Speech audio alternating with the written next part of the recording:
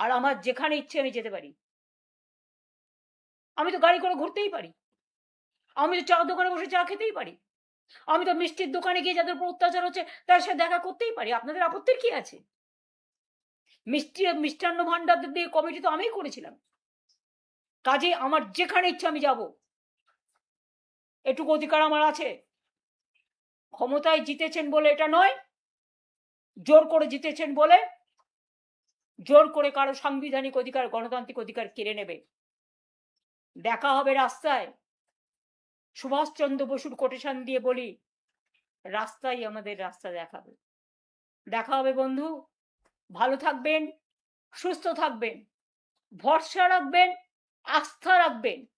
সবাইকে ভালোবেসে বলি, সবাই যার যার মতো রাজনীতি করুন, ভালো থাকুন, কিন্তু বিজেপিকে বর্জন করুন।